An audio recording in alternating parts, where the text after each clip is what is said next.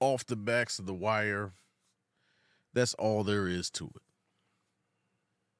I want y'all to think about that for a second. I'm coming out the gate firing. All right. The other day I did a video, and I quote, it was called I Am Angry. I don't think I went hard enough in that video. I explained some important points, but I don't think I went hard enough in that video. So here we are with part 2. And this is what I'm going to do.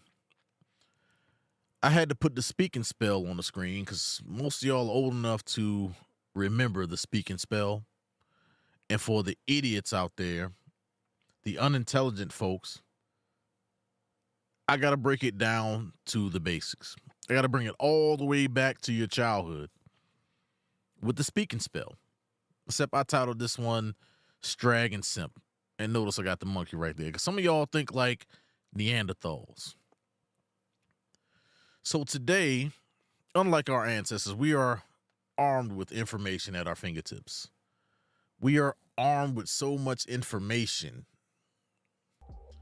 that it is a disservice to those who's come before us that we don't use this information and do better.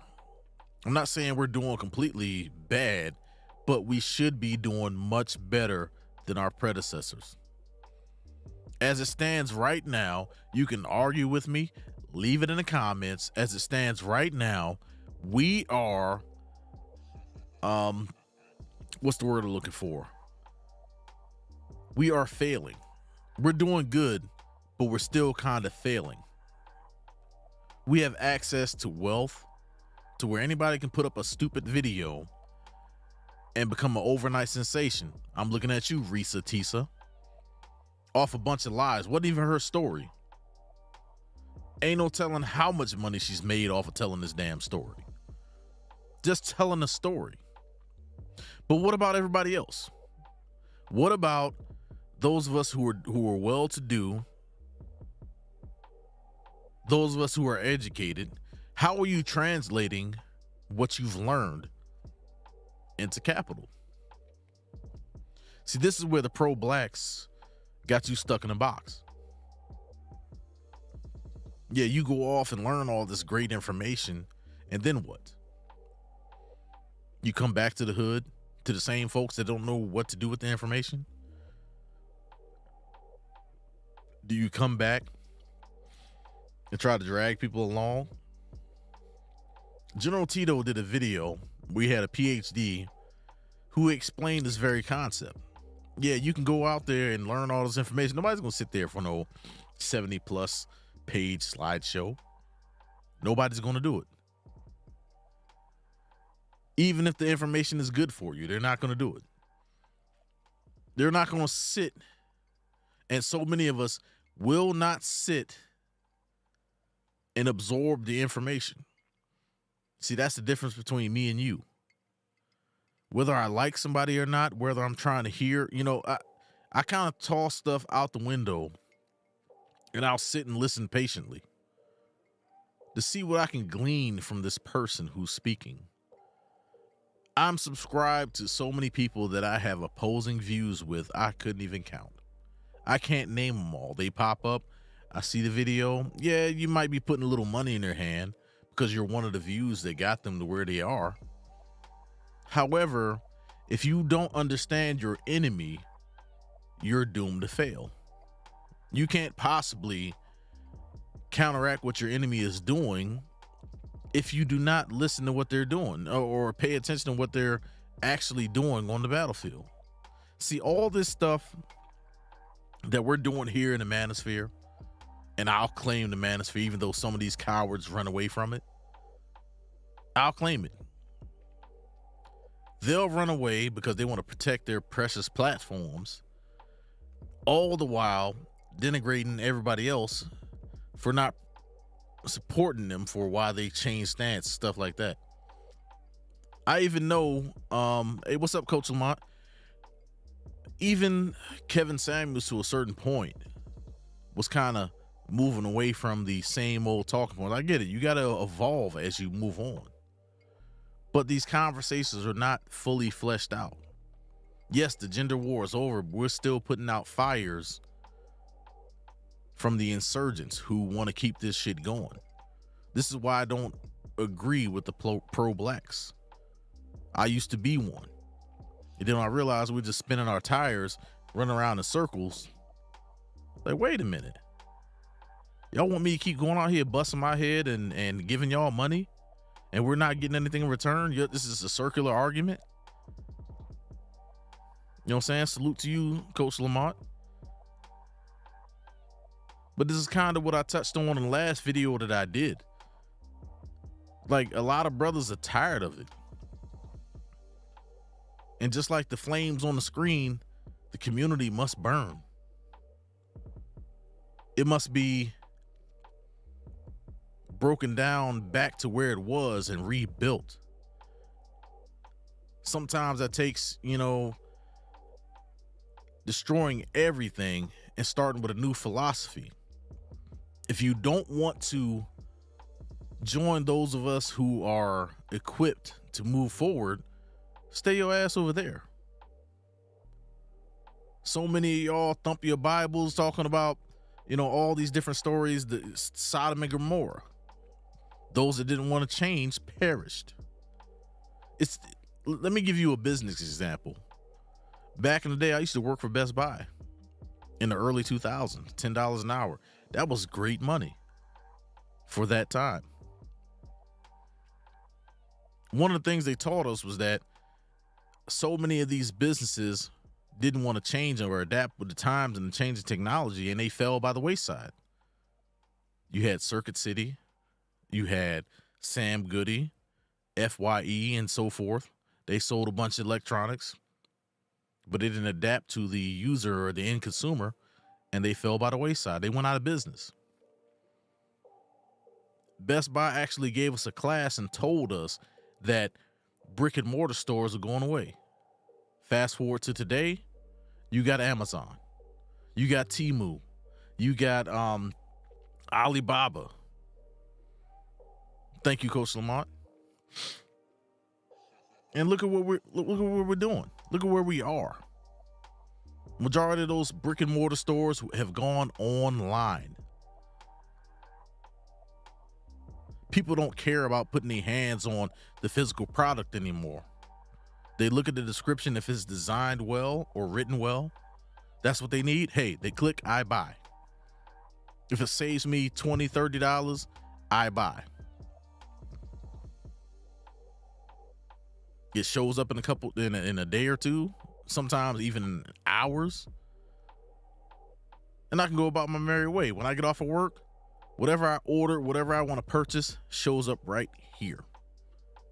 Now let's extrapolate that to what folks in the community have been telling us all these years. If you do this, if you do this, if you do this, things are going to change. And it hasn't. Which brings us to this monumental year, 2024. I see a lot of people talking trash about the election and what's going on. Yet this is the same trick plays. They trot out their little ponies trying to get folks invested into it.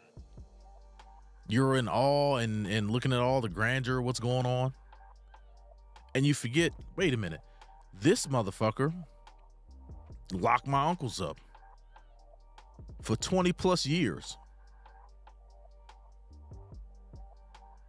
under a crime bill written in 1994, 30 years ago. I got friends who fell victim to this prior to the year 2000. I'm 41 years old. We're grown men now. Dude just got out of prison 4 years ago because of the stipulations of the crime bill. And this individual, you want to vote back in office? He just sat here on live television and told everybody a bunch of lies. I was so pissed off, I turned it off. I couldn't watch it anymore. I'm not going to watch this shit and watch somebody lie to me to my face like that. Yeah, I did go back and rewatch it after I calmed down a bit, but the fact that he had a Straight face, he ain't having no choice. So much Botox, his face ain't got no choice but to be straight. And here we are. But how does this tie into the Manosphere? In the last 3 years, the Manosphere was super strong. They didn't care about censorship. They didn't care about, being deplatformed, demonetized, and so forth. They didn't care. But when it happened, a lot of brothers ran away from the Manosphere. Now, I watched the good brother RBN, who's now shut down the RBN Real Bravado Network, for short. I meant for, long form. I watched the video this morning where he talked about shutting down the Real Bravado Network because, and you got to excuse my cloud closed caption if it doesn't get it all the way right, but he shut it down because of how brothers was doing in the space. But that's besides the point. He said a lot of things prior to that, how brothers don't support each other. He made a video entitled, "Was the Manosphere Necessary?" And I've responded to him on several posts that he's made that the Manosphere was absolutely necessary. We needed it. So long before we knew what it was and where the messaging came from about black men ain't shit, men ain't shit, this and so forth, we didn't know where it came from. A lot of us were blindsided. I remember as a kid in the 90s walking into the living room where my mom, she was sitting on the couch watching her Oprah and Sally, Jesse, Raphael, just watching this stuff. Her demeanor, but prior to, going to school, shit was cool. Just get out of bed, get your butt to school. Don't be late for the bus because I'm not walking you to school because we didn't have a car.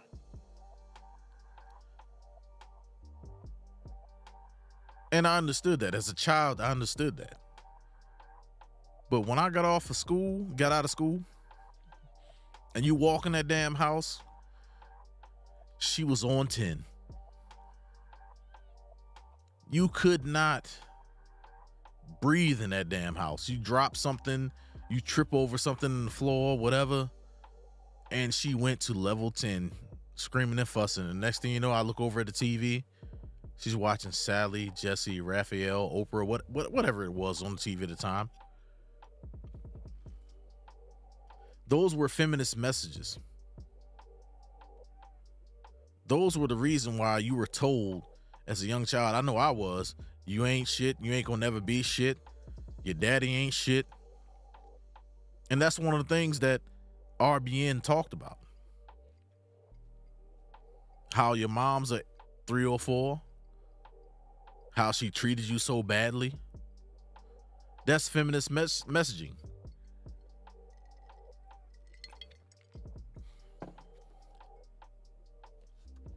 So where are we today? A lot of brothers in this space went through that, whether they want to admit it or not. We went through that.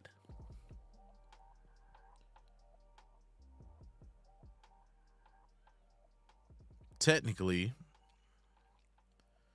I'm a millennial. I was born a year after you would have been considered Gen X. So I believe that makes my mother a baby boomer. I was a latchkey kid. Some of the things that RBN talked about is what a lot of us went through. And you're right, it was definitely necessary. It was our response. So I say all that to say this. The Manosphere was black men's response, especially the black Manosphere, to the feminist messaging, all the lies they spewed. See, what we got to do in the space, and shout out to the brother AC, is all we got to do is tell the truth. A lot of folks don't want you to talk about your mothers. Don't want you to talk about your grandmothers, your great grandmothers. They say men ain't shit, but let me point this out. This may not be true for everybody's family, but in my family, and why I'm so upset with my family, is they don't want to tell me about my grandfather. So I had to do some around the back research. The reason why Big Mama's house is Big Mama's house is because your grandfather busts his ass working in the factory. When he passed back then, if something happened to him, she got his pension. She got the house that he paid for. And somehow, through convenient amnesia, nobody ever mentions him. You ask the question, they look at you side-eye. They treat a lot of the men in your family, my cousins, my male cousins, the same way that they treat men today. You're not allowed to ask about Bruno if you've seen that Encanto movie. We don't talk about Bruno. Bruno is your grandfather. The man who soiled his hands, broke his back, injured himself on a daily basis to make sure everybody was straight. But when he died, y'all disrespect him by not even bringing him up. There aren't even any pictures of this man. Nobody knows what he looks like. And on the other hand, some of us are the products of side chicks. Let that sink in for a second.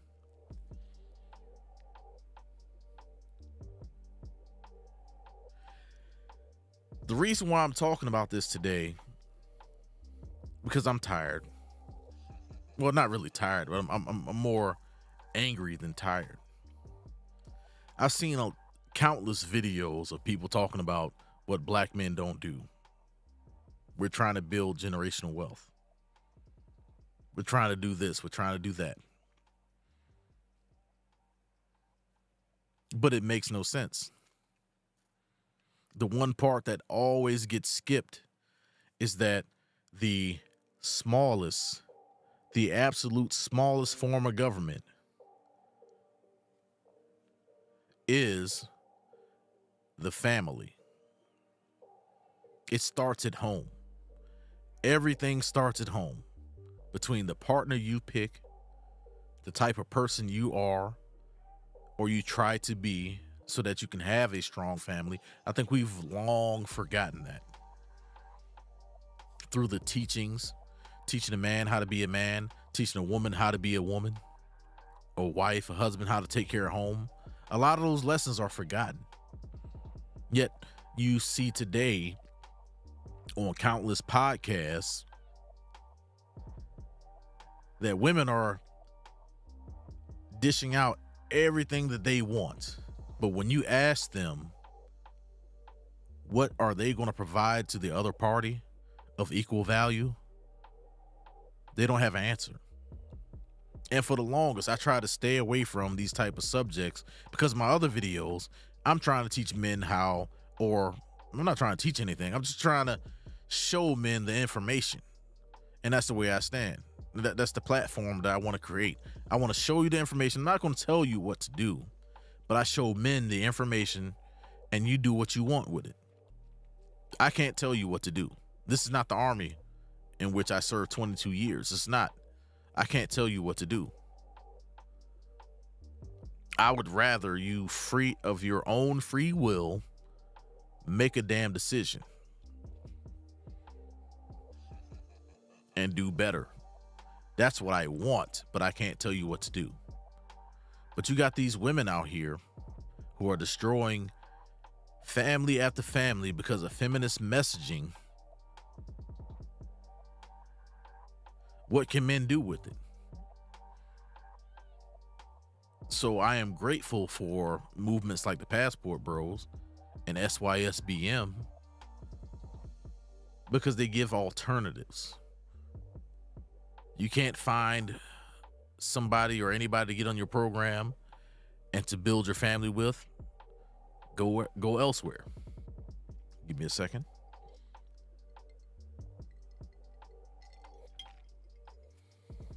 These are the small things. They seem small, but these are the things that made the Manosphere great during Kevin Samuels' rise.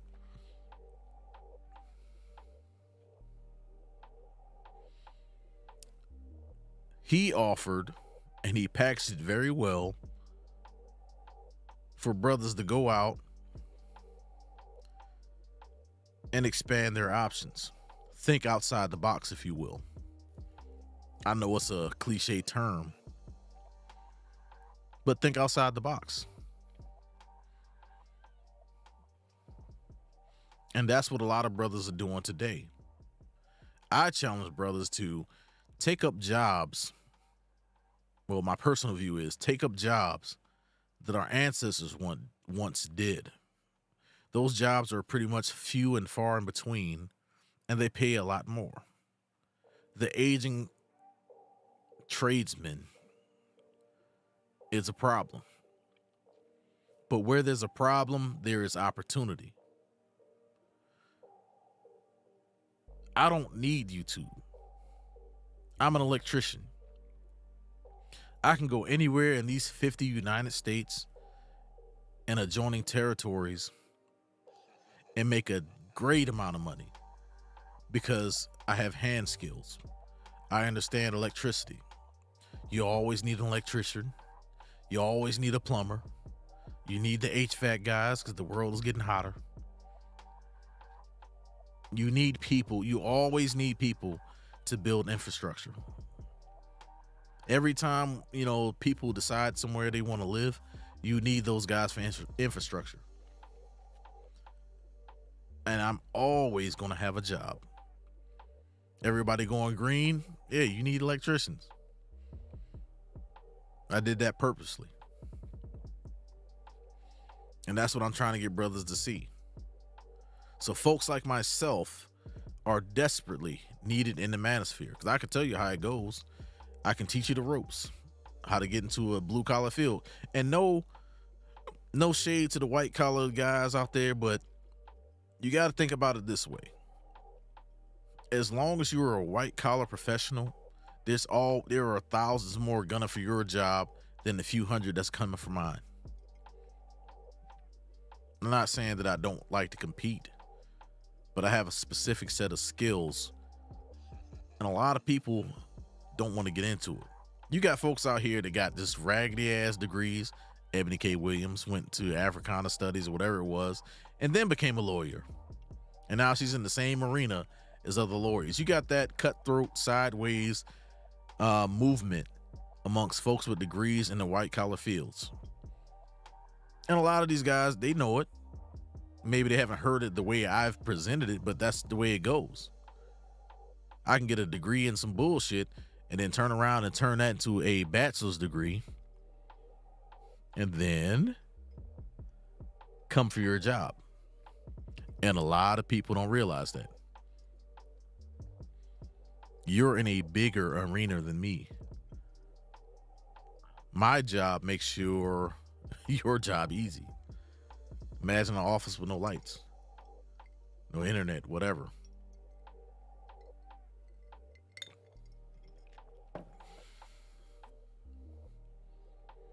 But let me move on to another point.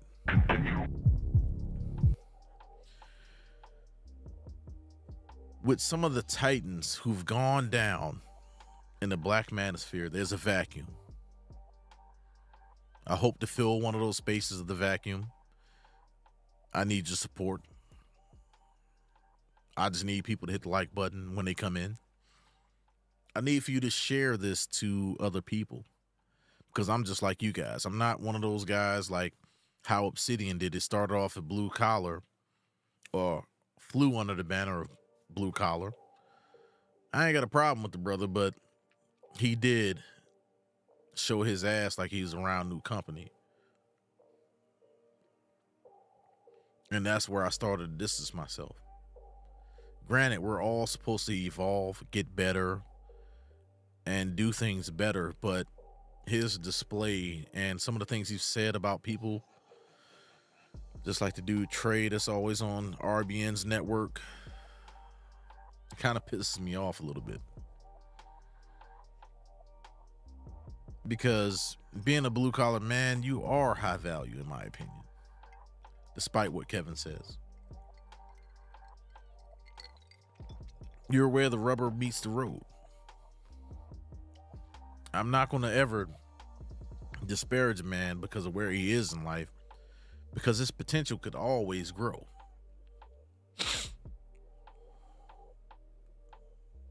And no shade to a lot of the guys in the Manosphere, but it is my true belief that if YouTube was to go away, a lot of y'all would be out on your ass. I've said this in the chat of many of the big YouTubers. If your platform was to get demonetized tomorrow, you would be in trouble.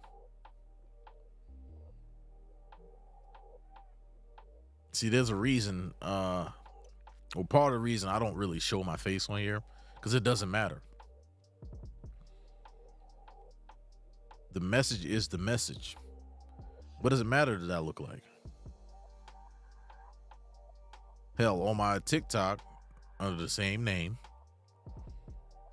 people accuse me of not being black or whatever. All right, cool. But I did show my hands like, hey, look, man, it is what it is. What does my face matter? What does anything matter? Other than me getting you the information so you can move forward. I kind of see myself as a career counselor. I don't know everything, but I can try my best to point you in the right direction. I'm not going to tell you anything wrong. I'm not going to tell you to go out here and pick up a bunch of school debt and not be able to pay it back. Screw your life before you get out of college. I'm not going to do that. I work with a lot of guys who used to be engineers. And as they went through their career progression, they didn't even finish their degree yet, and they realized the amount of debt they were amounting. They became electricians. Imagine that. So, what does that mean? That they were smart enough to get out the game before it became too big.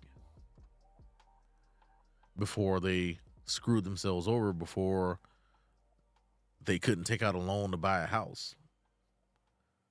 In my area, on average, an electrician makes over 100 grand a year.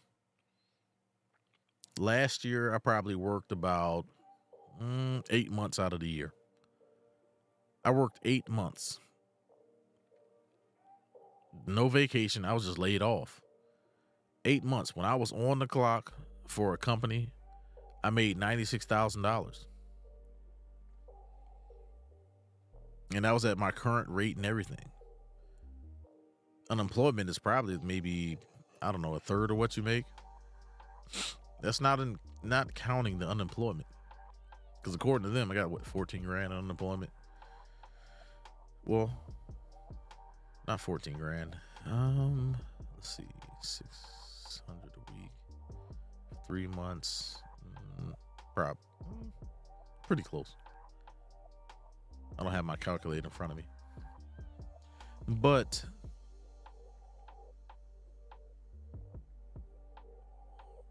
you got to be clear on these things. In my last video, I said that don't listen to people who are not where you want to be or not in a position or where you're trying to get to. And I also explained that 100 grand a year is not exactly what you think it is.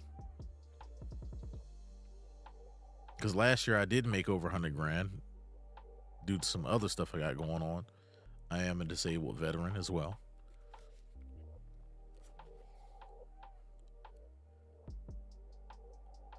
But without that, I would have just been at 96 plus unemployment.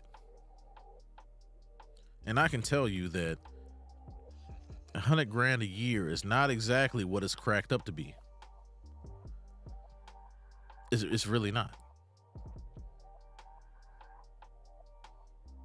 I don't think people understand the gravity of that situation. You can estimate about 25% of what you make is taxes. So that really brings you down to 75,000 if you hit just 100 flat. And whatever you did at 40,000, you have a few more dollars to do whatever. So what do most people do when they make more money? They upgrade their lifestyle. If you could maintain this current lifestyle you're at with 75,000 take home pay,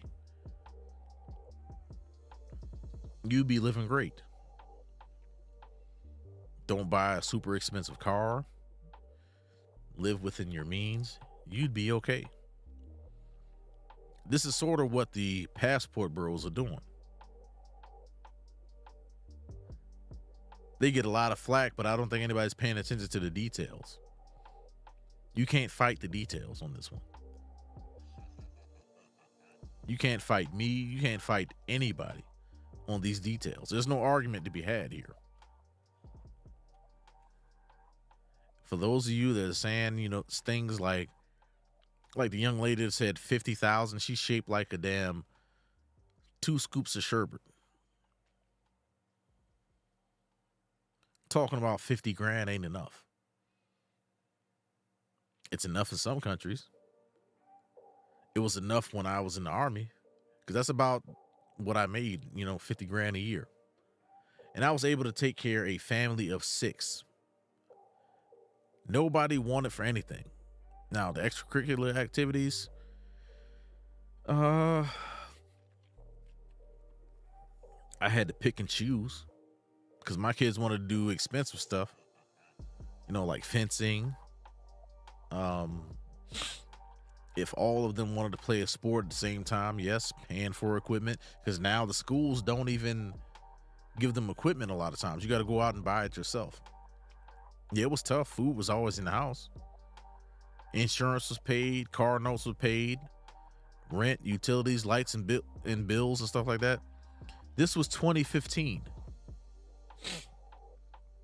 through 2016 when I was married to my ex. I made it all happen on 50 grand. So I don't know what the hell y'all talking about asking for these exorbitant amounts of money. And the amount of money I made was set by the military pay scale. There weren't too many extras.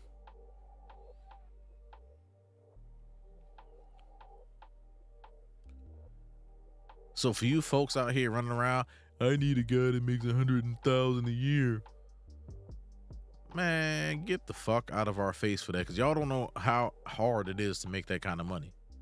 Y'all don't understand what men got to go through to make that kind of money. You just want to sit on your ass, sip your Starbucks, and talk this shit and show up on podcasts, when the majority of folks are actually broke. And that's not an insult. I've been broke before. I didn't take it as an insult. I just know I didn't want to be there. I didn't want to stay there.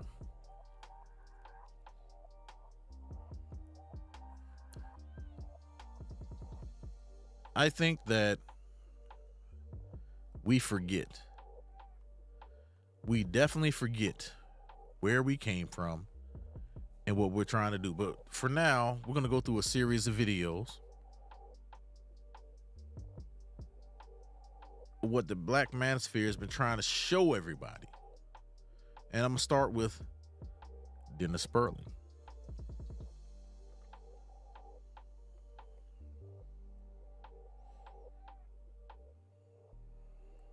Context for you.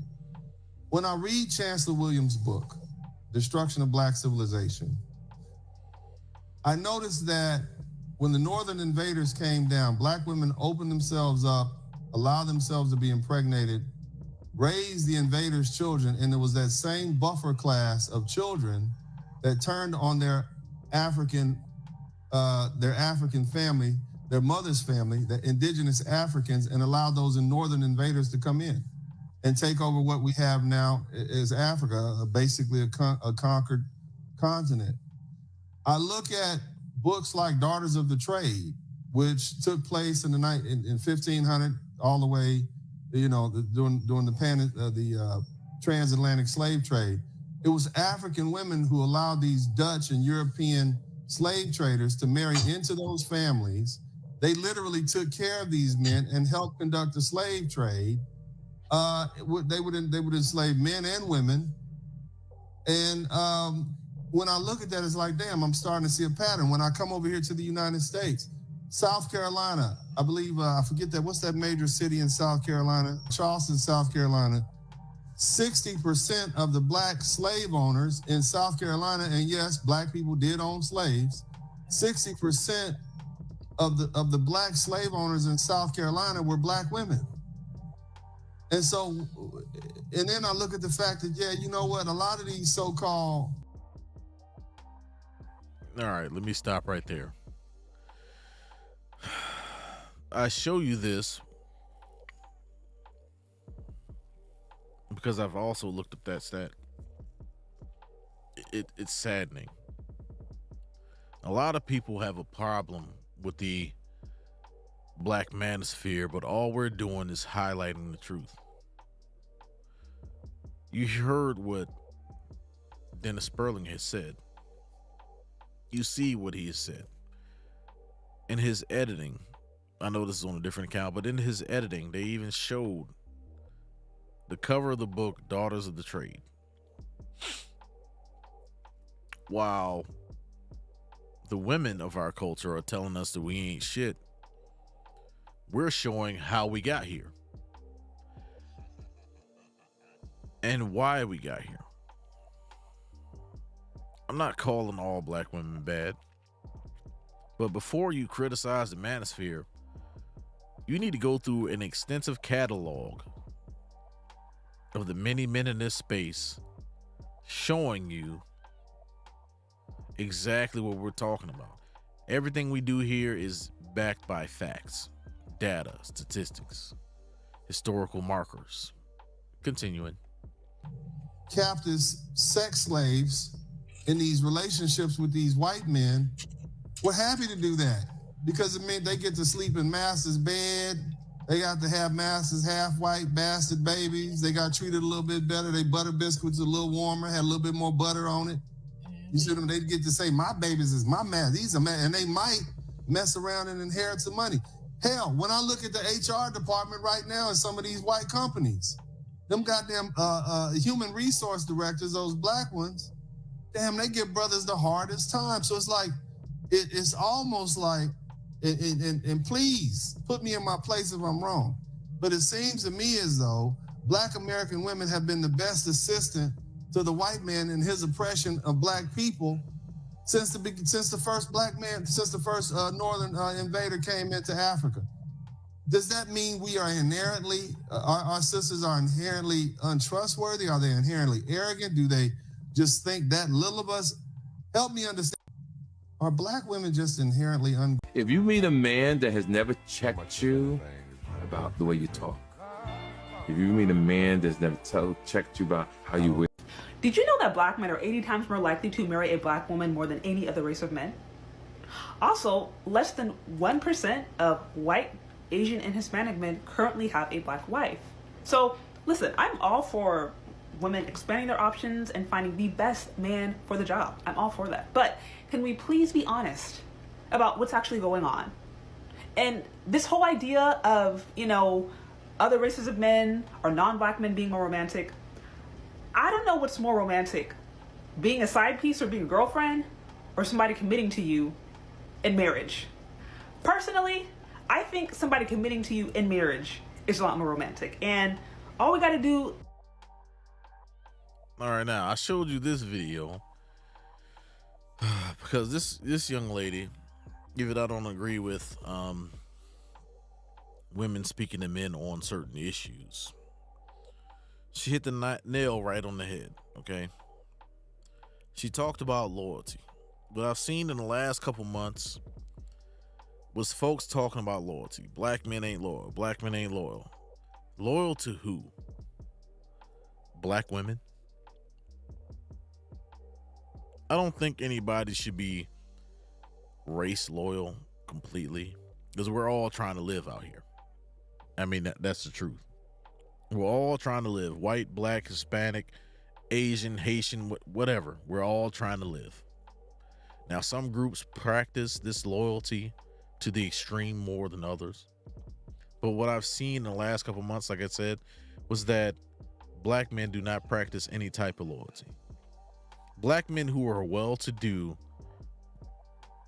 practice extreme loyalty to their families,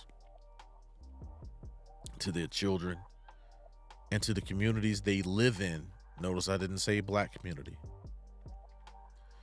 So when you hear this stuff, and I've seen so many damn videos, and I'll give you an example. When they talked about the 8 quote-unquote passport bros, which really weren't passport bros, it just happened to be tourists in Colombia getting unalived.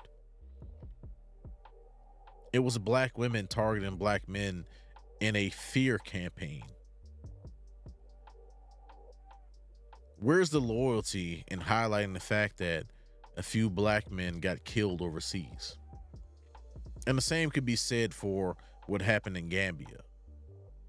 I didn't celebrate that crap, but I understood why the brothers were highlighting the fact that the same type of individuals went over to Gambia thinking they were better than black men themselves and ended up getting deleted. I understand why they did that. That was a response, just like the Manosphere is a response to black feminism. The reason why the Manosphere is so powerful as it is right now is because we're telling the truth. I'm not saying that men are better than women, but this notion of equality and demonizing men to this point, it serves no purpose. It's like you're trying to use men as a stepping stone, as an alley-oop to get somewhere better, but you can't do anything without us. We are a codependent species. These feminists, these ugly ass feminists, understand that they're not desirable. You don't hear the desirable men sitting here and bitching about their lot in life. They either improve or they don't. These folks want to use the government, the laws of the land, to beat men in submission. Where are the incels doing that? Where are the undesirable men beating down the doors as if they don't understand the truth and the reality they live in? Where are they at? See, that's the difference between men and women. We tend to take the information given to us and we deal with it in reality, with logic. These folks, these other folks, they get into their feelings. They try to appeal to the laws of the land and make laws to try to force people into doing what they don't want to do. And you mark my words, before long, we're going to have the laws changed, and they're going to try to strip power from passport bros. You gotta understand that is going to happen. That is their last resort. A lot of these people out here, they can't stand to see men happy. So they will do everything in their power to make sure that you're never happy. And it's going to be crazy. It's going to be crazy when it happens. The only thing they can do, and I'm sure, I am absolutely sure that a lot of these folks are going to try it. They're going to try it. You get enough together, they're going to try it. And that's the only way they can affect the passport bros. But here's the thing. There is no end game in that. See, feminism changed enough laws here in the States, and that forced the men to leave. The men who are well-to-do, who don't want their legacies tainted. See, I'm one of those men who's had their legacy tainted, who's been taken advantage of. Yes, I do. Yes, I do. And yes, I am a part of the Manosphere. I am one of those men who's been taken advantage of. I am one of those men who's had their children ripped out from under them. So I understand that the Passport Bro movement more than anybody, and why it makes so much sense. I really do. And I'm not a passport bro myself. I'm currently dealing with what my children have to go through. What my children and I have to go through. And I just took it on the chin. That was before I learned that there was another way.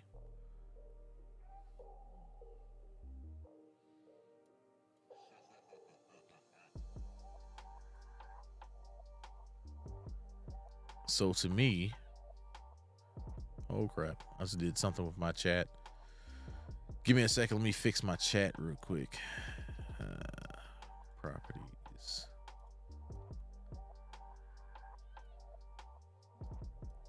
Got to build it while I fly it. Shout out to KS.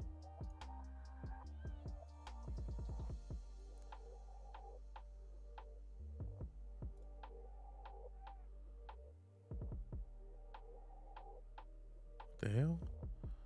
Let me pop this back out.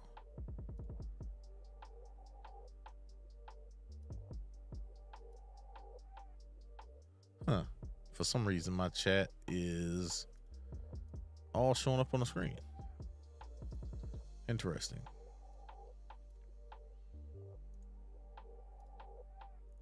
Bear with me while I try to fix this.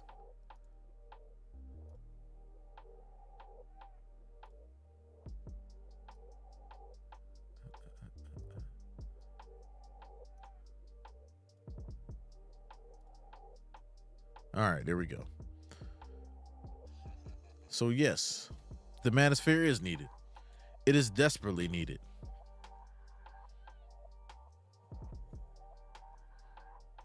And I don't understand why anybody would question it. See, these feminists have had 50 plus years to respond. And in my last video, I showed one of the publishing companies who was started in either 72 or 74. And now they're one of the major publishers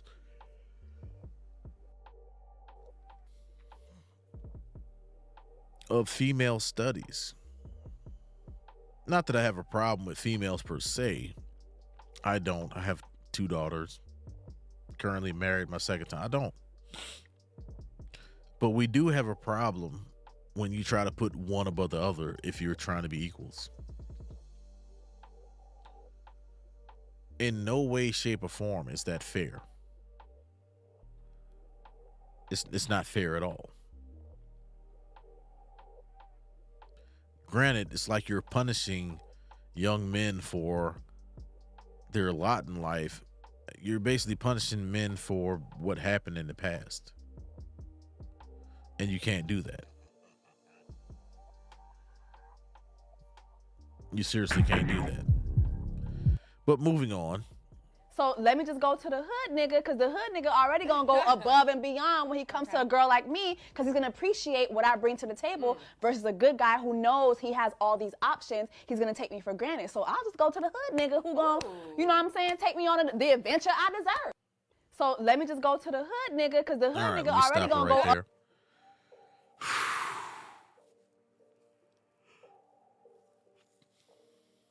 I watched this podcast. This podcast,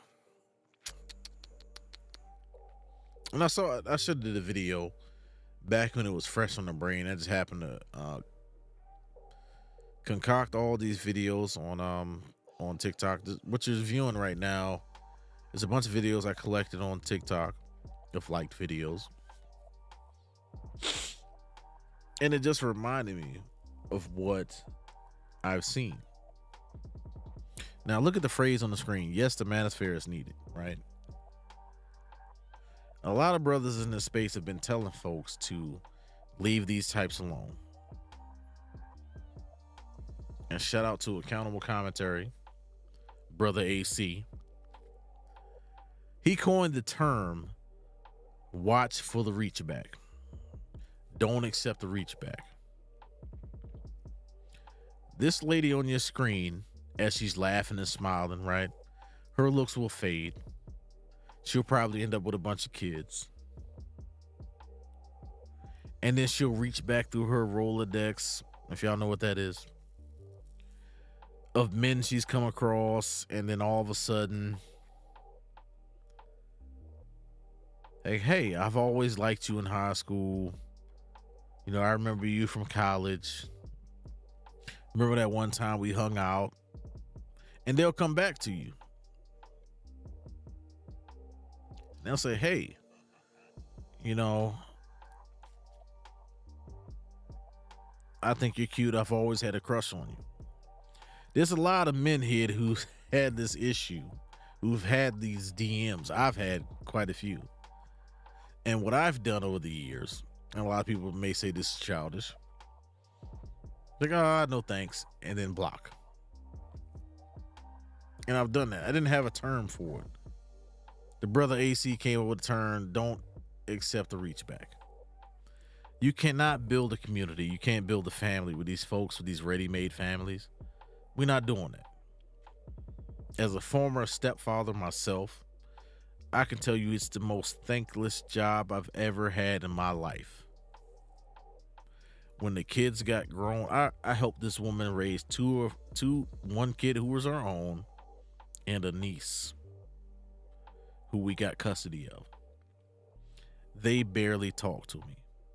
Over the years, I've shelled out thousands of dollars for everything that he wanted to do.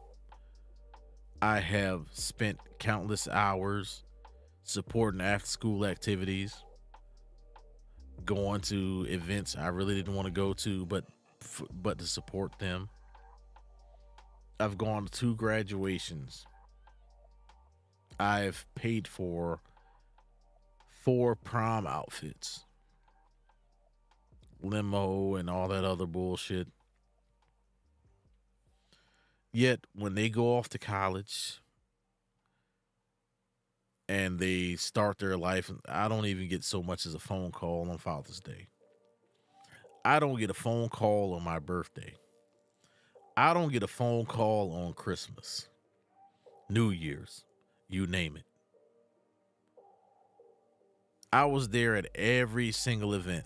The mother barely made it to any of those events. I was a lot of times I was in uniform by myself at those damn events, spending hours of my life that you will never get back. And I did it for them because I loved them that much. And they don't want to talk to me. I wasn't abusive. Didn't go to jail. Only disciplined them when necessary.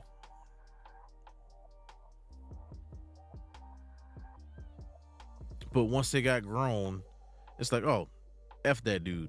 F that ninja. And ever since then, I've been vehemently against being a stepfather. Now, me and my ex, we had our own problems. But I'm beginning to understand that a lot of the problems that we had, she imparted onto the children. To where their opinions of me have been tainted by this one person. Now, you can say you should have picked better, but that's not really an excuse. That's not really an answer. Because the person she was is not the same person I divorced. But when it comes to the children should have been off limits instead of rallying the troops against one man because you didn't like a certain thing or a certain argument or a certain way that certain things were said. if I told you my whole story, you would agree with me that I was right. I promise you that. I had an individual who, no matter what, was determined to undermine everything I did.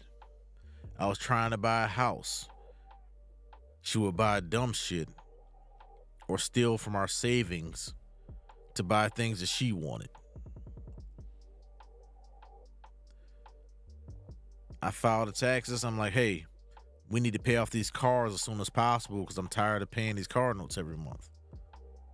One year, she went behind my back and went back to the place we went and filed taxes together and changed the direct deposit to a personal account of hers.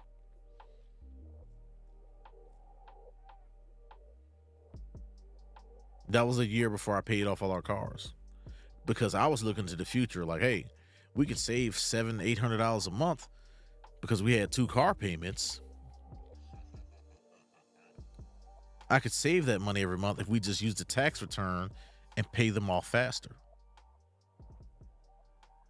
which I was able to accomplish. But the year after I paid off all our cars, I was like, hey, now we can start putting money in our savings. No, she had better plans. She decided to steal the tax return and buy furniture that we didn't need. We had just bought furniture the year before and put it in her account. Spent it however she wanted to. After that, I separate our finances completely. You can't build with people like that.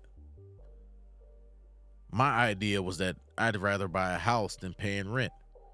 That was 25 years ago. I still don't own a house, and nor does she. But imagine if we had bought a house 25 years ago. The house would be paid off, whether a divorce happens or not. House would have been paid off. We both would have got something out of it, whether we split or not.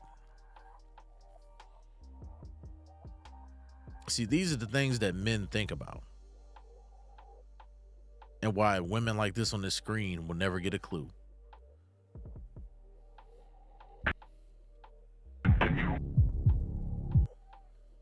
The amount of Oh, wait a minute. the This is amount one that I thought of was pretty good. disrespect that I saw my mom give my dad during his final months on this earth is the reason why we don't have a Do relationship. you know that you're telling my story right now? Really? My father died. Yesterday was his birthday. Yeah. My father died. And the way that my mother treated my father, I go to see my mother earlier in January of this year. My mother is at a hospital in a rich white area in a bed by herself.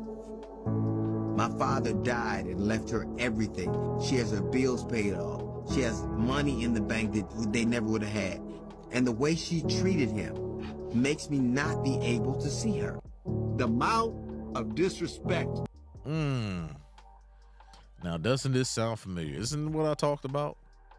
That grandfather you never met? That person you don't know who he is? What kind of evil, disrespect, and contempt you have to have for a person to where you don't even mention their name?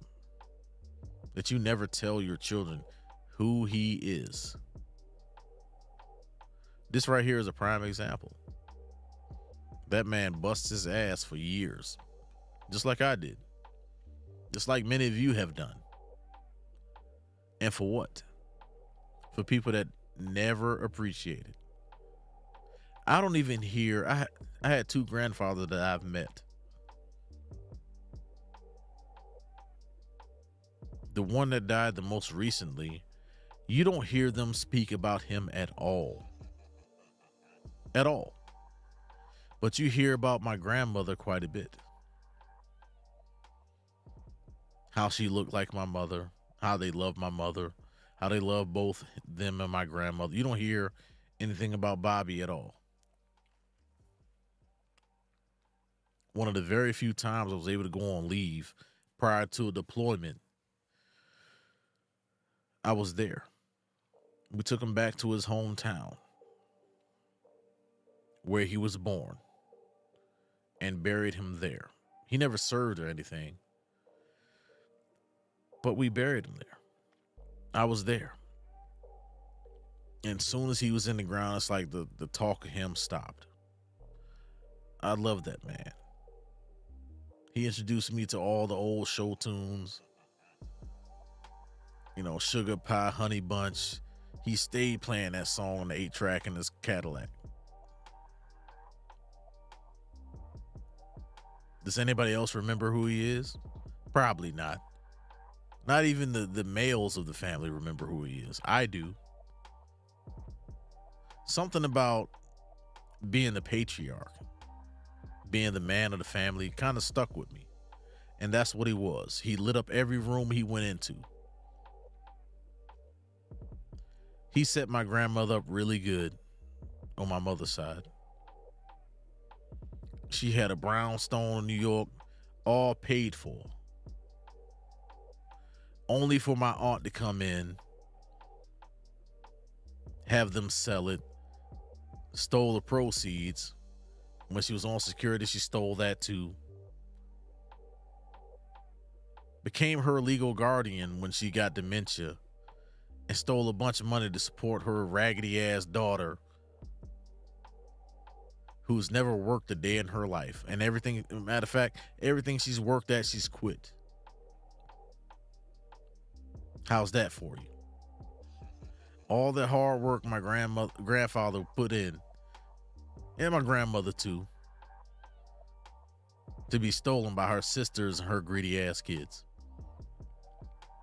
Now they have nothing. The area they used to live in, gentrified. House gone. Brownstone sold off to whoever. Who knows where all that money went?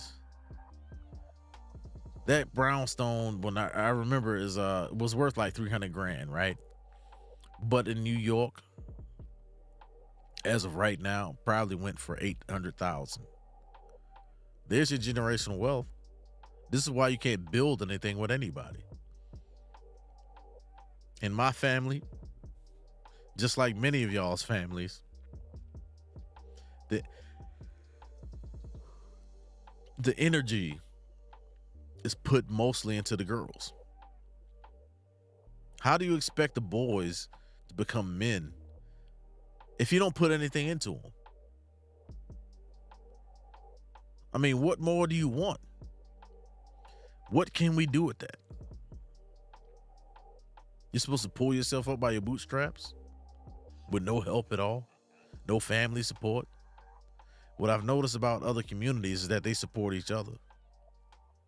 They set the family structures, and the reason why they're able to build this generational wealth, because there's a continuation.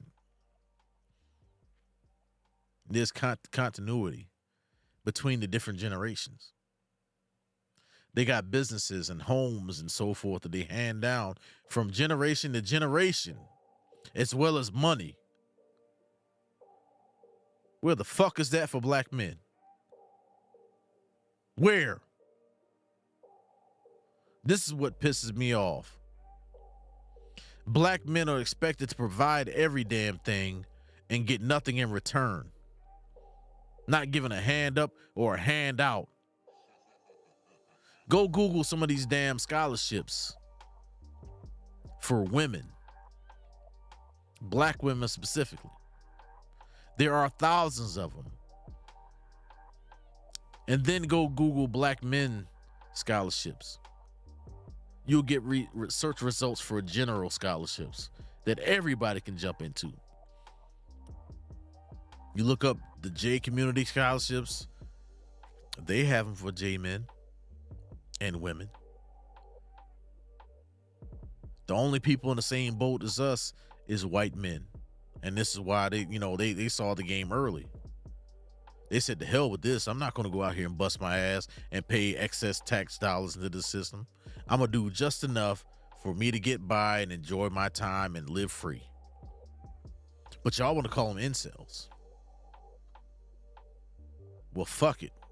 I'm a married man. I'd rather be an incel. I'd rather not participate in the society the way it's going. I love my wife to death. I wouldn't leave her if I can avoid it. But if we both had to withdraw from society, that's fine by me. I understand the young man who wants to withdraw from society, and no amount of shame will get him to jump back into this. I don't care what Steve Harvey says or any of you other punk ass motherfuckers want to say about young men in this society. They have every right to walk the fuck away. There's no incentive for them to keep busting their ass to uphold this system, uphold this community. And for what? To be a stepdaddy? To watch you sit on Pookie and Ray Ray's lap? Put his dick in your mouth? And he has to get seconds? Please, sir, may I have some more? I don't think so. Anybody who respects themselves will not tolerate anyone who wants to be or wants them to be second class. Support their dreams. The petite bourgeoisie in the black community are cowards. Here we go. These people are cowards. And these particular class of women, educated black women, are cowards. They do not challenge white supremacy. They think their sexuality and their sexual orientation is the challenge to white supremacy. They think their sexcapades is the challenge to white supremacy. They think marrying into whiteness is their challenge to white supremacy. Goddamn, Mr. Z. Today we're going to talk about intersectionality and intracommunal violence. They think marrying into white patriarchy is the challenge to white patriarchy. It's the challenge to the white European beauty standard for a exceedingly attractive, well-to-do white man to marry maybe a black woman that wouldn't be deemed traditionally attractive. They don't actually have the ovaries to challenge white supremacy straight up. The petite bourgeoisie. Now, I'll let that play for a bit. Shout out to Mr. Z. I'm probably going to tag him in this description. But Mr. Z, just like BGS, their analysis are pretty much on point for what we're talking about. After looking at that video and people who have had the microphone, is that worse than the Manosphere? I mean, really, these folks have been on TV writing books, papers, and so forth, and spreading all this bullshit, and then a lot of them show up with white husbands and they'll go on blogs and talk about how much better he is than a black man. So why would a black man, after getting bashed through all that, even in the current times where everybody's more connected than ever, continue? Why would he keep it up? Why would he give a shit about what happens to black folks in this community when all we've had is everybody, giving us their ass to kiss? I get called a coon, agent, and so forth because I won't bow down to the power structure. No black woman will tell me what to do. I will not follow a black woman. And here's why. A lot of y'all forget we grew up with y'all. A lot of us had black mothers who treated us like garbage. I've been called ugly more times than I can count. I don't really care about personal appearance or whatever, but respect me for who I am and what I can do. I had my ex toss me away like I was garbage. And then when I moved on, treated me like further garbage. When I got married again, she removed my children from me. And so many thousands of black men go through this. Why do we have to sit here, continue to take the punishment instead of moving on and building anew? This is why I believe the community is garbage. Absolute trash right now. There is no family structure, which is the first form of government. You can't build wealth without family structure. Nobody wants to sit there and fight in the trenches, mainly women,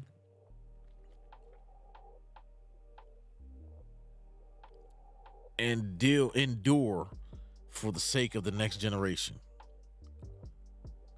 This hypergamy thing got folks thinking they deserve more than what they're actually worth.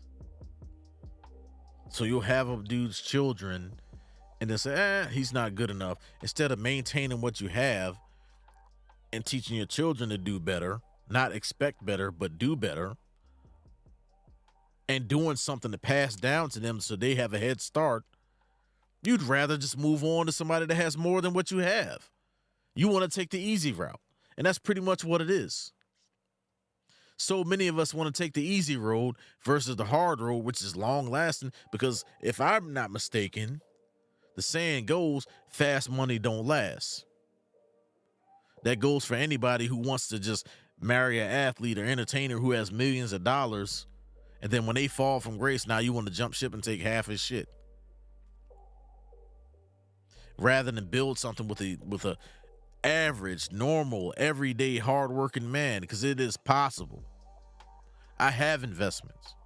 I have a salary. I had to work my way after the military. I spent 5 years as an apprentice to get where I'm at. And now me and my wife can build a bunch of shit. We don't have any children.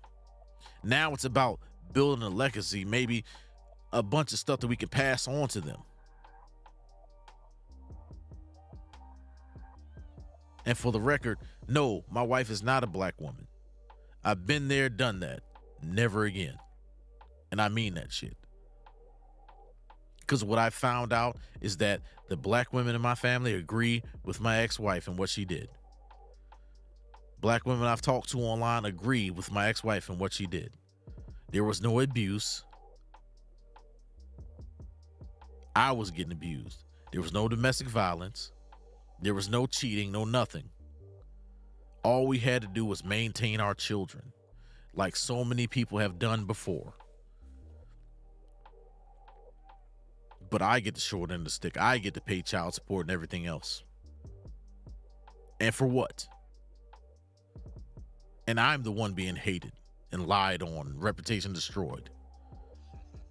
And I've done nothing but try to be the best man that I could be. I tried to change change what I've gone through from my own mother, and you get punished for it. So yes.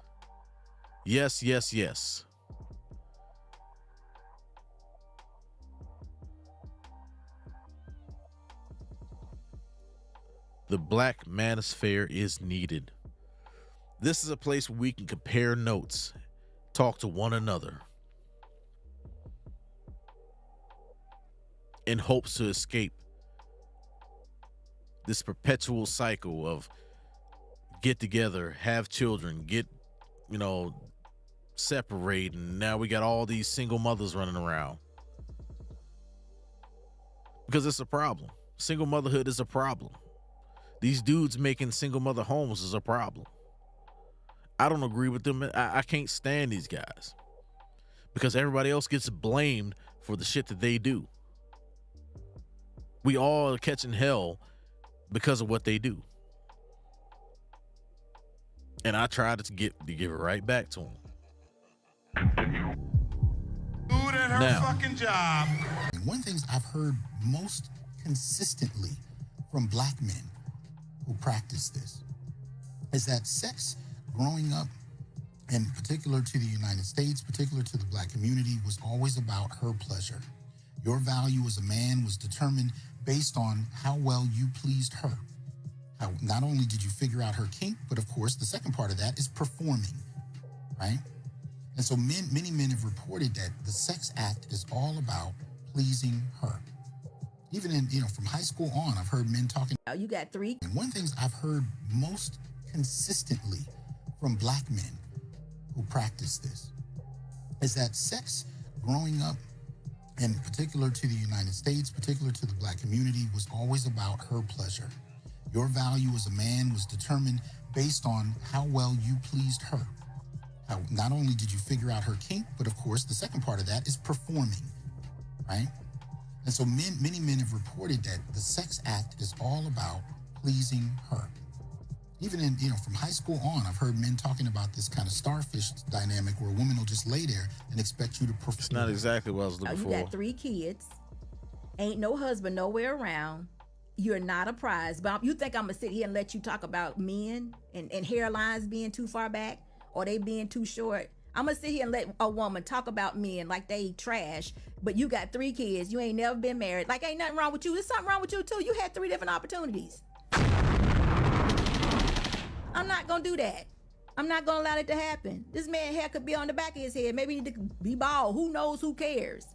But I'm saying to you is, guess what? You ain't hot. So work it out.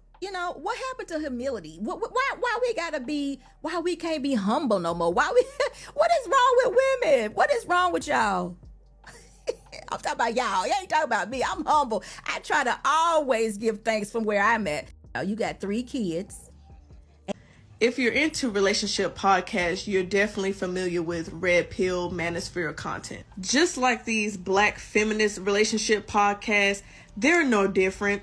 But with the black men, their solution is, oh, well, let's go overseas, but then let's ish on the black women. Like, if you want to go over there and do you, but don't ish on us if you do.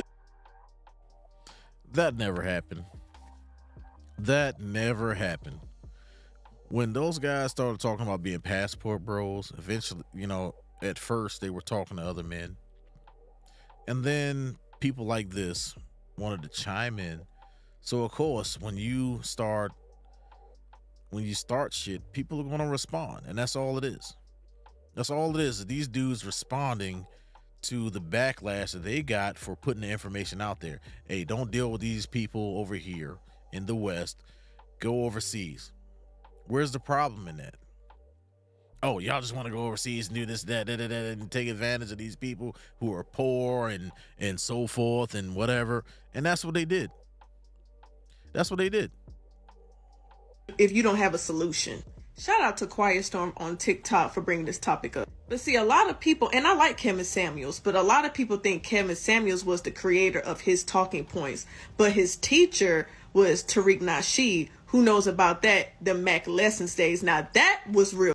That was false. That is absolutely false.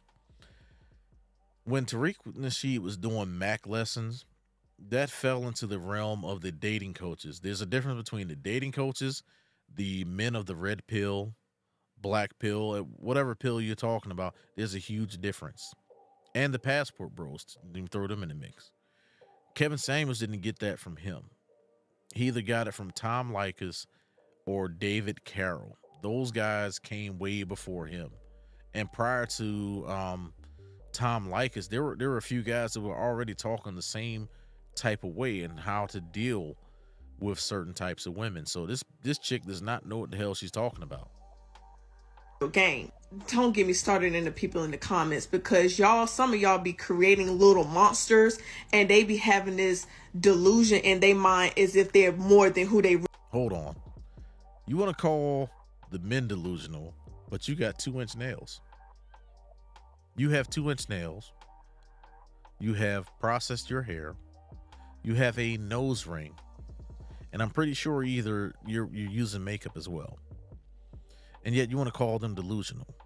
Yet, if you are in the Army and you're wearing your PT uniform, that's physical training uniform, and talking trash, you do understand that even the Army has a social media policy.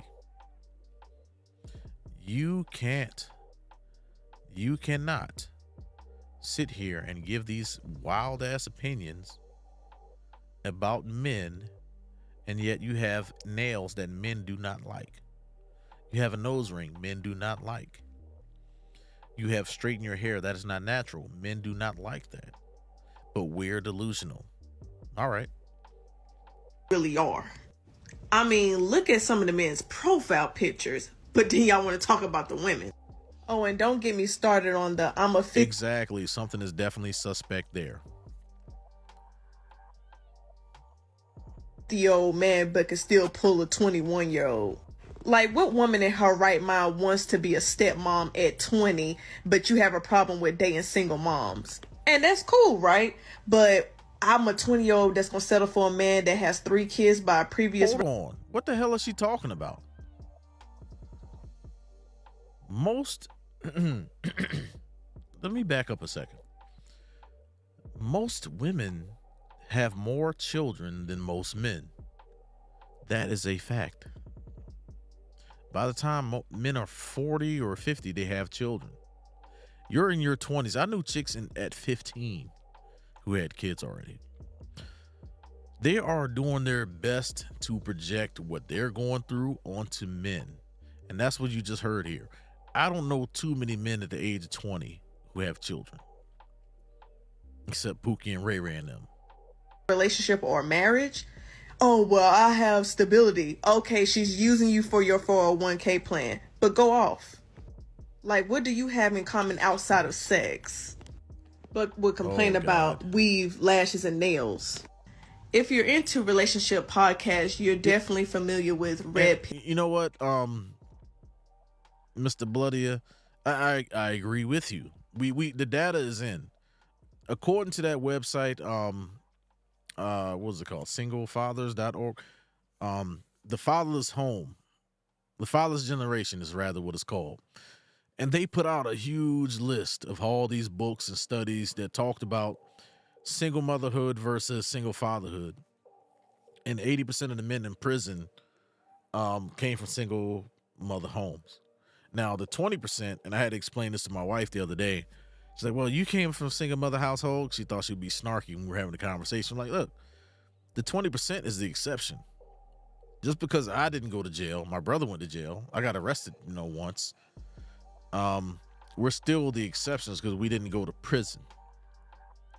And if you look at what they say about what fathers provide, structure, discipline, stability versus these females that can't figure out what the hell they want to eat on a daily basis, it shows. And I used that example in the conversation when I was talking with my wife. Like, look, sometimes you can't decide what you want to eat sometimes.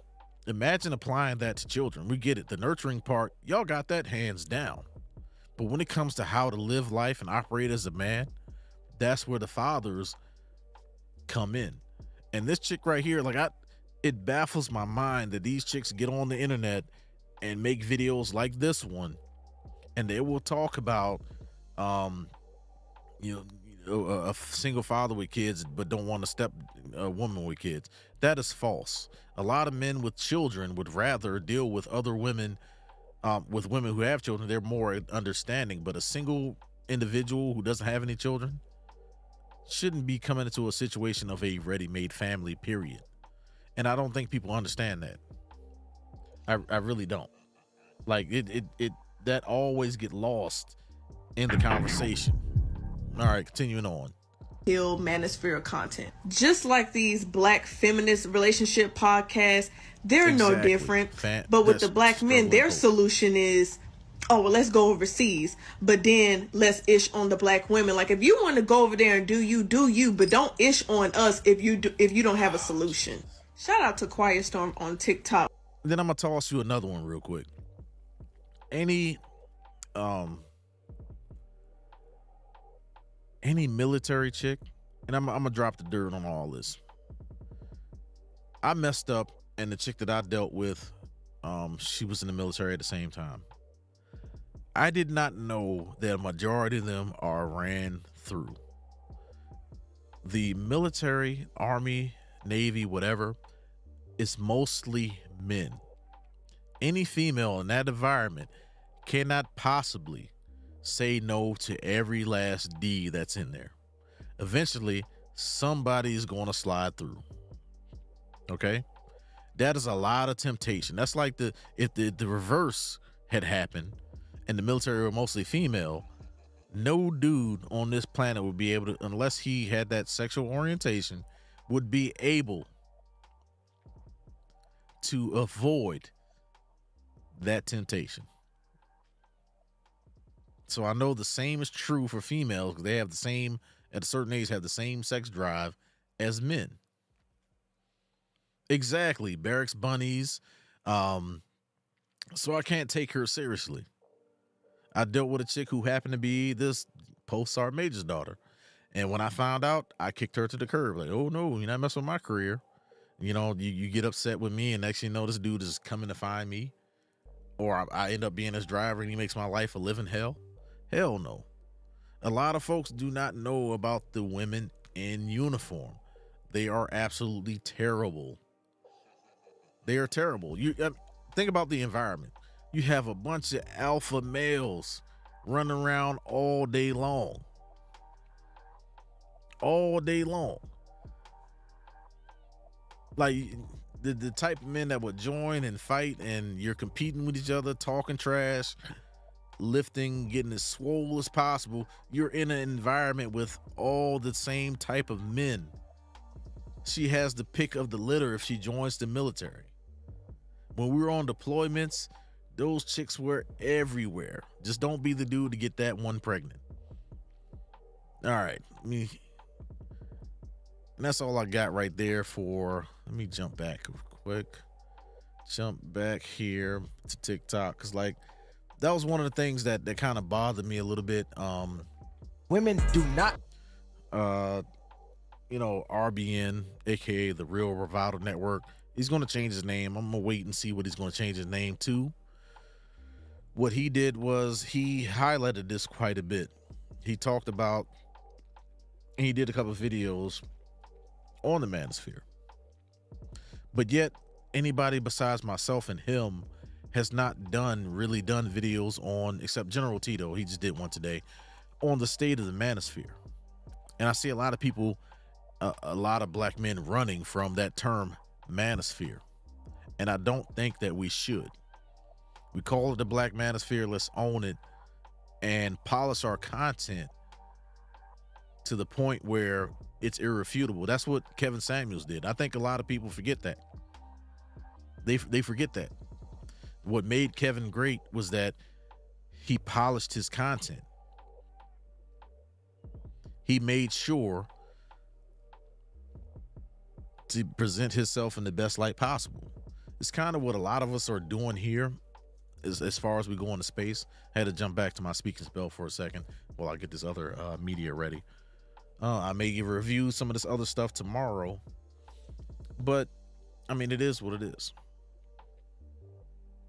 Like, Angry Man is the only person I know that is a show similar to Kevin's, and whether he wants to admit it or not, he took a lot of cues from him, even though he had been on YouTube longer than Kevin.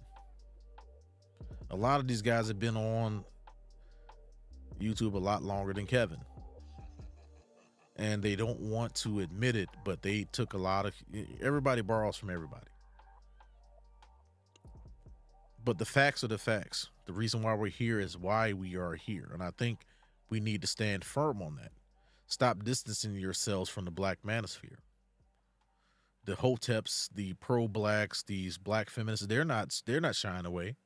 They're stepping up to the plate, to the point where they're taking down whole platforms. Look what happened to Obsidian a month ago. I mean, that was his own doing. He caused his own downfall, but in a certain way, he kind of cowered to the individual Bowser, as we call her. He cowered to her. I mean, if you listen to her talk, she's outright flaunting the fact that she took down Obsidian. She kind of did us a service, but she also dealt us a black eye at the same time.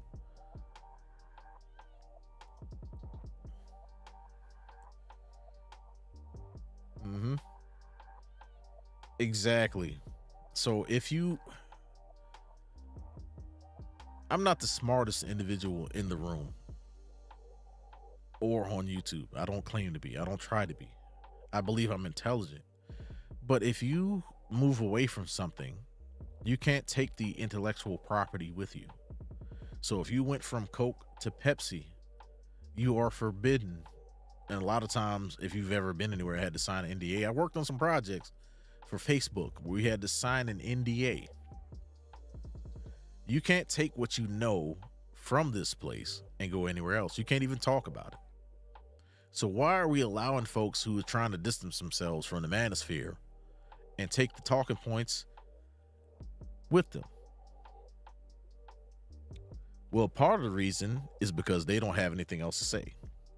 If it weren't for their participation in the Manosphere, they would not have anything else to talk about. That shows a clear talent level.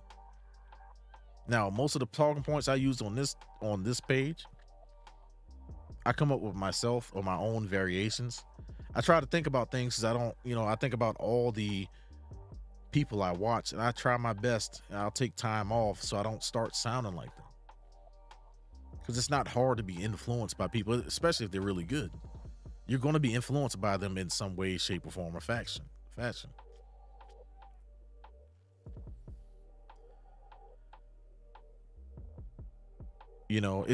insane. But that is the reason why a lot of people are gone. Yeah, that's what happened to him. He basically, and this is just a brief overview, him and Bowser, or KNF, or Kimberly Nicole Foster, who was being referred to as Bowser. I could say her name here. I don't really have a beef with her except her talking point. I will attack her talking points. So him and her were having a back and forth for about a year. And then she brought in his lady, and then he started talking about her fiance. She took offense to him talking about her fiance, and the whole back and forth exchange. Well, you talked about my significant other and blah blah blah. You talked about his significant other, blah blah blah.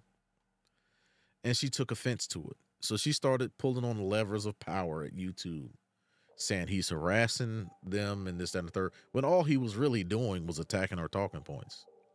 Yes, he mentioned her name more than he should have. He'd done more videos than he probably should have. There's a way to talk about people without mentioning them. I would have put a picture of Bowser on the screen, distorted her audio, or changed her audio up, and people would have understood who I was talking about. Yes, for Harriet did finally get revenge. It wasn't really revenge, it's more like tattletelling. Because she went and did the same thing, talking about this, like she ran and told first. It's like when you call the cops, whoever calls the cops first gets the benefit of the doubt. And that's pretty much what she did.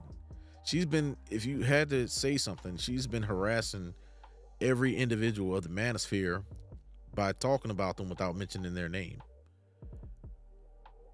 She has sicked the dogs of her at her disposal on men of the Manosphere. If you've noticed that a lot of these channels that disappear between her and Cynthia G, they encourage, which is against YouTube rules, encourage people to go flag their channels. Around 2015, and a lot of people don't remember this, there was a list going around, and there's a similar list going around on TikTok. I got tagged in one of them, that these folks will false flag everybody on this list, and if they get enough support, say 1,000 people come at you, no matter what it is, whether they viewed your content or not, whether they agree or not, if you get 1,000 flags on your video, and this is just an example, your video will go down. Your channel will go down. That's what happened to Tommy's had like what 10-15 TikToks. A few other creators I know. There's one dude, his name he goes by Moses the Prophet. He's had more TikToks than most men I know, because that list is floating around and they will flag anybody on that list repeatedly, and they update it quite a bit. They are organized when it comes to that, and it's not fair at all, because you got people that's coming in brand new to the space. They get this list of, hey, you need to go around flagging this content, and they'll say this individual hates women, and they'll go and do it. Like, damn, they're just a bunch of drones. I will say Kev had the right idea. Discuss the ideas, never give these people clout if they have this. Exactly, and that's what I'm talking about. And that's where Obsidian missed the message. See, it was like Kev was the shield protecting the entire, he became the shield protecting the entire Manosphere. And when he went down, when he passed away, the veil fell, and they started taking people down left and right, just like they did in 2015. See, that's not Angry Man's first channel. I will tell you that. This is not Obsidian's first channel. This was the biggest channel of his to go down. And this is why you see Angry Man move away from what he's doing on YouTube. I mean, from the Manosphere on YouTube. He's doing mostly celebrity stuff. I mean, as interesting as it is, I don't blame him. Like, once you get to 600,000 subscribers, I mean, what can you do? Like, would you give up 600,000 subscribers? No, I'll say I probably would. I probably would. Because I don't depend on YouTube. I really don't. If I had 650,000 subscribers and that was how I supported my family, yeah, you got some choices to make.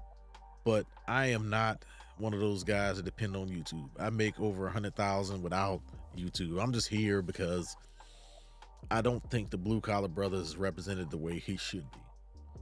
In the way we talk and the way we operate. Obsidian tried, then he moved away from it. He shit on a lot of people.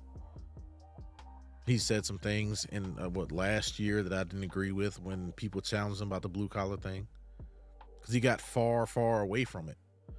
He built his base off of Blue Collar Brothers and then just walked away from it. It's like how Keisha talks about us when we get money and you want to run over there and marry a white woman or a woman of another race. It's about the same thing he did. But I mean, it is what it is.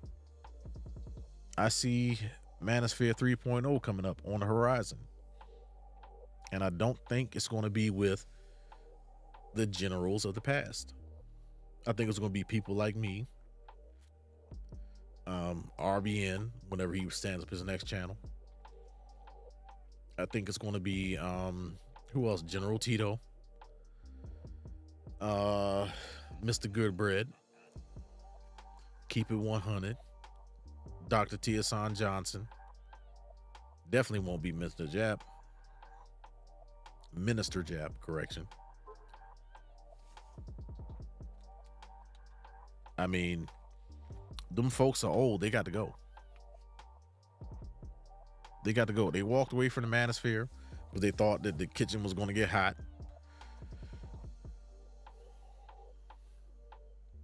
They care more about their platform than the people.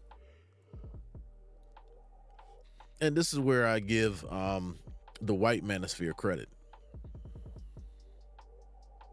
I got to give them credit because a lot of them have been long demonetized and they still continue to give the message.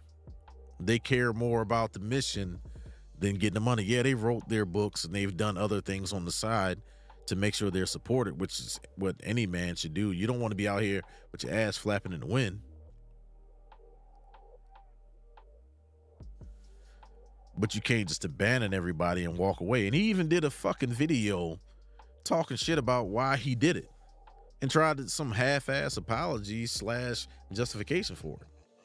I agree. We got to uplift the men and boys, just focus on building and keep the idea of discussing the dating market. And then this is one of the reasons why I kind of stay away from the conversation.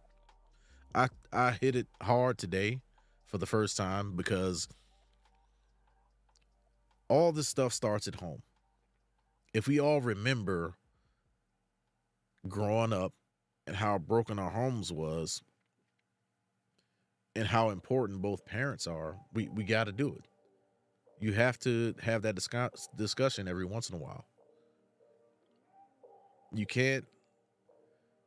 Men can't build, we're a codependent species, sorry.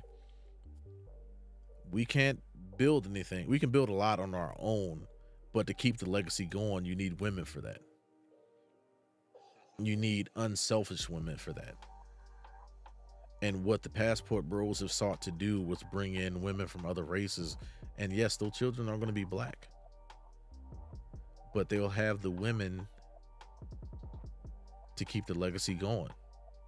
And I think that's what a lot of the black community is missing right now. If you don't want to play ball, we'll go find some free agents.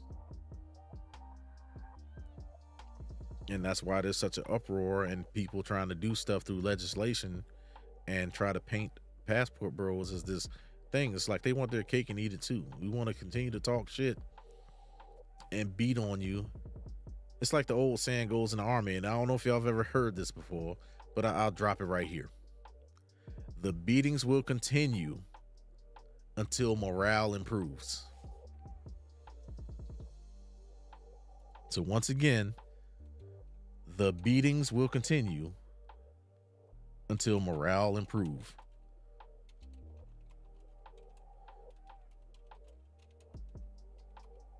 I don't need to explain that saying, but think about that for a minute.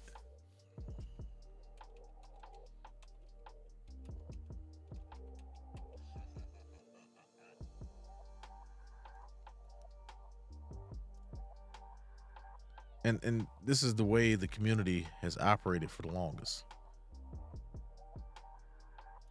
And like, it's crazy to think about, but this is the way the community has operated.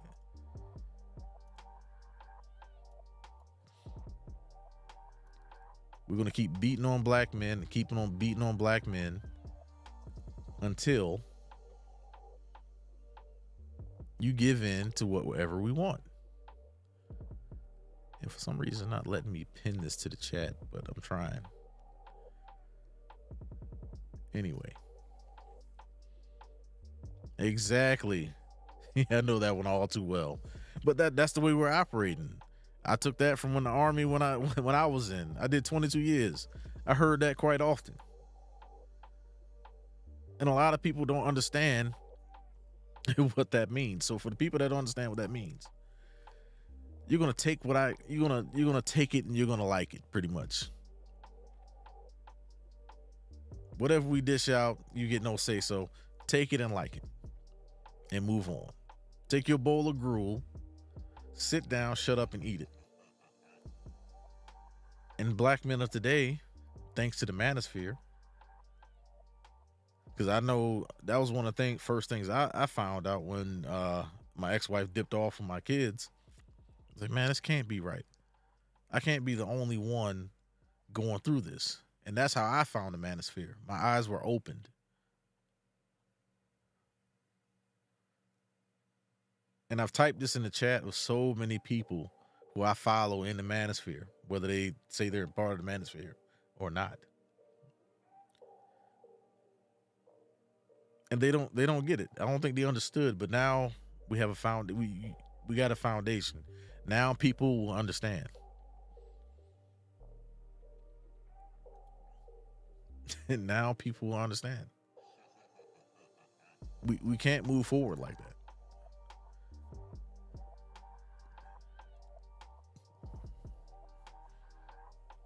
Well, I think just interested in the Manosphere 3.0.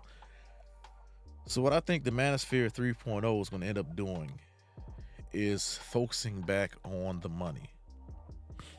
The problem with it is that because of the way YouTube and TikTok works, people have a short attention span. They have a short attention span. We're going to need a lot of people, a mix of talking about the money and talking about family, because that's what was missing from 1.0. They talked about how the families were destroyed. Even 2.0 talked about how to build the family, sort of. Kevin was the only one that talked about how to build the family and getting what you want out of men, but that's not it. It has to be male-led, male-centric, refocused families. And yes, we're going to have to use a few other races just to illustrate this point. It's one of the things I talked about in the past. Like, look, you can't build nothing if you have nothing to pass it on to. We're not going to live forever.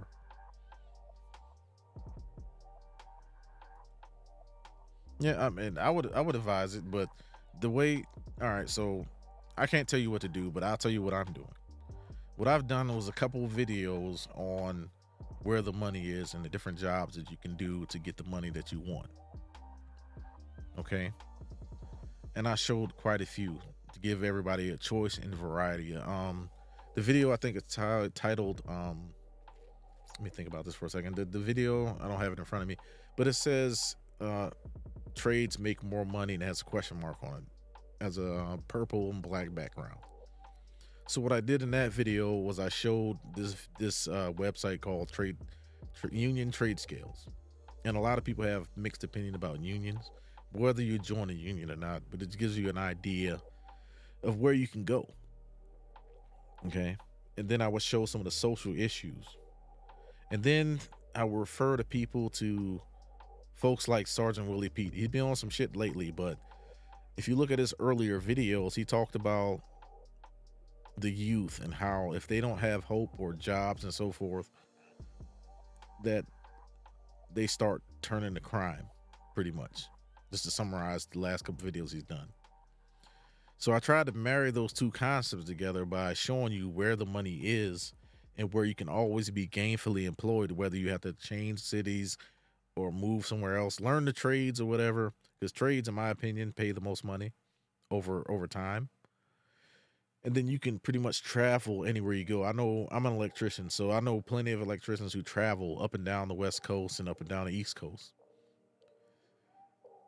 And they're always employed.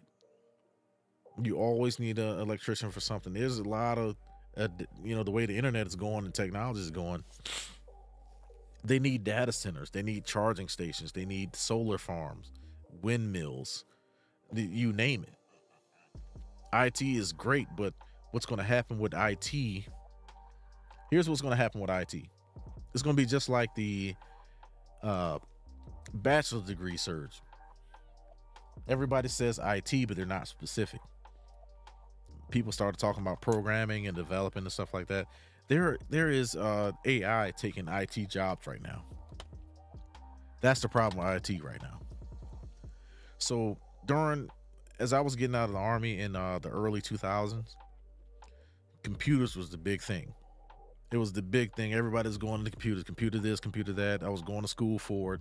But then when I got out in 2004, the first time I got out before retiring, all of a sudden those jobs went away. They shipped them overseas. It was cheaper for Dell to employ them dudes in India to fix all their shit than it was to pay the folks in the Texas plant to fix it. And I'm not from Texas, but that was where I was going just to do that. Now, it's great right now. If you get in, it's just like the computer field. If you get in early enough and climb that ladder super fast, you're good. They're not going to get rid of you. But everybody else in the low end that is just now joining, that's what happened to me in 2004. Hell, I had a friend of mine, he was working at the Dell factory doing IT work and stuff like that. And all of a sudden they shipped his job over to India. He was out of a job. I mean, in the early 2000s, $15 an hour was great. Let's see. What is this one right here? Right. We can definitely get into coding. I'm going back into it because I figure I gotta get a leg up on what's going on. But I keep my hand skills so I have something to fall back on. In my area, I want to say it's like 200 grand for people that can code. And then I've also learned that some of these guys are freelancing out here and they're making an extra 100 to 200 grand. And they're pretty much digital nomads. Most of the passport bros are coders and programmers, and they're living OCs. They check in and log in, make their money. You're talking to dudes that's making 400 grand just by logging in once a day. And yeah, like if you don't, like for me right now, like I would be a passport bro, but I have a wife. She don't want to leave outside the States. But if things were to go south or go bad or whatever, I would probably relocate to overseas. I have the skills, I have the knowledge, I have benefits, and I've already retired once, and I have another medical pension that I have as well. I could easily go overseas with what I have right now. But as of right now, like I still got to pay child support for another 4 years. Hell, I just got on it in 2019, but yeah, I got maybe another 4 years or whatever. I don't have to do the 18-year long haul life sentence. But my oldest son comes off my paperwork when he graduates, and then my youngest daughter comes off in about less than 3 years actually. But yeah, like These are the things that we need to talk more about. Like, yeah, you might get me right now, but you know, everything got a time limit. My money will get up. I will deal with these things. I will have structure. I will build the family that I want, because we all have the ability to do so. But in 3.0, yeah, it's going to get revamped. And hopefully they give us the shine that we need. I know the mainstream media don't want us to have it, but the way that the Manosphere 2.0 has affected things going on in the media, they've referenced it without referencing it. And all these news stories and stuff like that, these men's eyes are open. They're not going back. We're not going back. It's just like feminism. They let that genie out the bottle with its evil intentions. The men are out the bottle with good intentions. Even if we have to force folks back into the roles that are, you know, detrimental to family structure. They've had a like damn near 100-year run at destroying the family. And no more. You know, politically and economically, this thing is going down. And if there's any hope to save anything, you're going to need families to do so. When folks can't work anymore, you're going to have to rely on family. Well, if there are no families, then people are going to starve. It's going to force reformation. It's going to force people to reevaluate what's going on. I know y'all have seen the TikToks, like Dennis Sperlin has showed plenty of TikToks of these folks talking about they hate to work. They're tired of it. They're done with it. This is too much. I want to be able to raise my children and be at home. Hell, my ex-wife was a stay-at-home mom, and she still did what she did, but now she's hating life. I hear through, I got her blocked on everything, but I hear through friends of the family and people around us that, oh, she's freaking miserable. I don't care. And people try to pull on your heartstrings like, hey man, don't you care about you? Like, look, they're good. My kids are all right. After you pay, like, you know, paying $1,300 in child support is not easy. It really isn't. It's not easy. And for those folks that say that they can, I mean, that's not a lot of money. Like, all right, let me take $300 out of your paycheck every month and you don't make as much as I do, and see how you feel.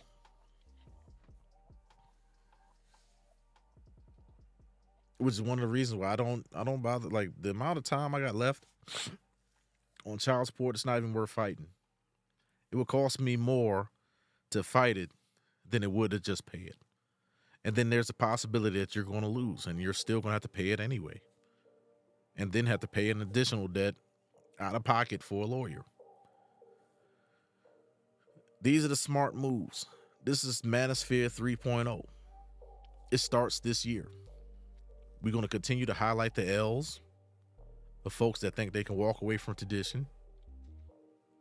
We're going to continue to highlight the L's of folks that distance themselves from the Manosphere. Because it doesn't matter how big you get, you're going to fall. And even if I fall here with the limited number of subscribers I have, I'm going to be okay. Whether I get doxxed or not, you can't fire me. I'm a contractor. So it doesn't matter. I have all the strengths and none of your weaknesses when it comes to other content creators. They won't know what hit them. And I will continue to support these other channels out here because I pop into people's chat here and there, and I drop a couple dollars here and there whenever I can. You know, I got a budget too. I can't do like Saul T. That dude got money. That dude drops, you know, 100, 500 everywhere. No, I can't do that. Let's see. Fatherless boys, some men need real guidance. We can't keep getting drafted into another content creator. Exactly. You're absolutely right. You're absolutely right on that. Now, I'm not trying to build an army. I'm just trying to, my personal view is, like I said earlier, I like to give people the tools. It's the same thing my NCOs gave to me. They gave you the tools. You do whatever you want with them. As long as it's good, we have no problem. And like I explained to some of the people that leave negative comments on my shorts, in order to be in order to help the black community, if you want to help the community, all you got to do is be a upstanding citizen, a good man, a good black man. That's all you got to do. It's not hard. You go to work every day, you keep your nose clean, you stay out of jail, you improve the stats significantly. Because you're not one of the statistics keeping that people can point to and say, oh, look, they ain't shit. Look, I told you they wasn't shit. Look at what he did. Look at what he did. He's poisoning the community. You're not one of those. And I tell people that. It's not hard. You know how many white people walk around every day and they're not getting accused of the same thing? They're a larger part of the population. And as long as the majority of them keep their nose clean, you can't point at them. But yeah, I'm not with that content creator army. I'm not trying to tell you who to listen to, who not to listen to. I will warn you and caution you against false teachers. Like, I've gone at Umar pretty hard for a while because I see the bullshit. I went to his back office, quote unquote, the public records, and showed everybody he's not doing anything. You think this man is building a school without getting the proper permits? Are you serious right now? This is a white man's country. You think he gonna let some Pan-African Negro just build something in his backyard, not pay taxes, not get the proper permits, and just pop up whatever he want? Hell no. You are on notice from the time you walk out of your mother's womb to today that they watching. And it's unfortunate that you got this huge spotlight and you're the smallest part of you're one of the small parts of the population. And you think they're gonna let this dude talk crap about white people 24/7 and build a school and not have his paperwork in check? They watching. You know they watching. I just pointed it out, like, yo, stop giving this dude money because he lying to you. It's one thing if he was doing it the right way and we supported him anyway, even though the folks is watching. But it's another thing to lie to people, you know, failed documentary, took all them people money, didn't produce a documentary, got these buildings gifted to him. School ain't open. He missed like 4 or 5 dates. Like, I don't know. I'd rather people keep their money and put it aside for their children. That's how you build that generational wealth. Why would you give this man money for a school instead of sending your kids to school? And you got to pay tuition on it, by the way. And you can sit there and put that money in a, was it 529K plan?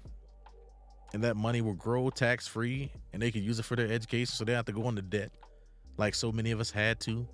I mean, how many people you know have over 100 grand in debt for a degree when all their parents had to do was put maybe $50 a week, 2 weeks or whatever? That number would be significantly different than what they have to borrow. And I need to change my commands because I'm done. I don't think I'm going to support Angry Man like I used to. So I'm gonna change that command because yeah, he definitely walked away from a lot of these conversations. I get what he's trying to use celebrities to explain certain things, but he doesn't get into the meat of everything like he should. And that's just my opinion.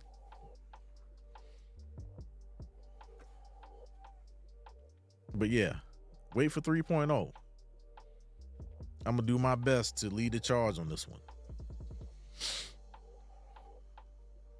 I'm definitely gonna do my best to lead the charge on this one. But anyway, I think I've ran my mouth long enough for today. I gotta let my dogs out and wait for my wife to come back in. She went out with all her friends and stuff like that, out to the movies, and I'll just wait for her return. But just some things to think about on the way out, man. I appreciate you joining me. Mr. Bloody, I appreciate you, man, for chatting it up with me, man. You know, but please stick around because I promise I got more, and I'm gonna try to be more consistent going off into the future, man. Hey, no problem, man. Anytime. I just had a lot of shit on my mind. I did a stream yesterday and today. I felt like I had to, because just watching this content just makes you mad. Like, this is not what the Manosphere is supposed to be. This is not what we should be talking about. We should be talking about moving young men forward and talking about, like, well, you know, you get people that say, well, y'all always talking about women. You know why? Because we can build all this stuff on our own, but if we want the stuff, we are legacy minded. We want stuff for our children and our family. It's a dream of mine. It was a dream of mine to leave my kids with something they can continue, and they don't have to work as hard as I do. And it breaks my heart that things did not work out the way it was supposed to. And I thought I did everything right. I had the 529K plans, but in the midst of the divorce and everything like that, I had to liquidate everything. So everything I built was destroyed because of one selfish act, because of a cheating ass woman. You can vet these people to the day you die, but if their mindset and the people that's around them are poisoning them, it's only so much you can do. So I'll leave y'all with that, and I'm gonna get out of here, man. All right, peace, man. Thank you for rocking with me. Thank y'all for everything and listening. I really do appreciate it.